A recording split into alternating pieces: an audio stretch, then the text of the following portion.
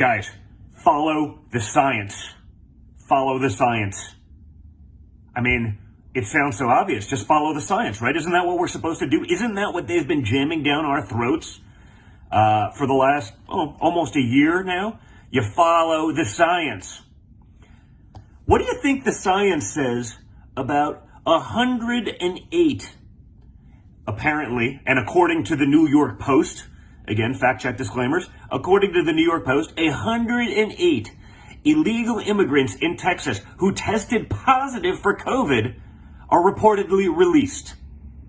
More than 100 illegal immigrants who tested positive for COVID are released into Texas. What does the science say about that? Because it seems contrary to the science that I've been told about for a long time. This is from the New York Post article. Apparently, Felipe Romero, a spokesman for the border city of Brownsville, told Fox News that they are telling the migrants who tested positive to follow Center for Disease Control and Prevention guidelines, to quarantine and maintain social distance, but that Brownsville doesn't have the authority to stop them from traveling the rest of the country.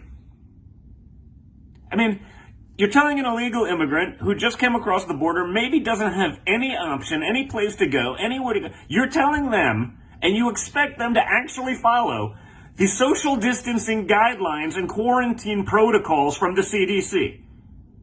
Explain to me how this makes even a little bit of sense. Now, we do understand that it appears that the Democrat Party is much more concerned about illegal immigrants than they are about Americans.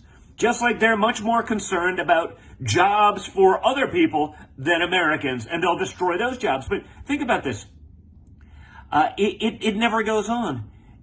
They were allowed to hit the streets despite positive coronavirus tests. You can't even make this stuff up because this doesn't follow the science. Apparently, other migrants who tested positive said they plan to travel to North Carolina, Maryland, and New Jersey. What could go wrong? Right now, according to one of the migrants, right now we were tested for COVID and they separated us because we were positive. We're waiting right now. They expect to board a bus to Houston. Doesn't seem like we're following the science, guys.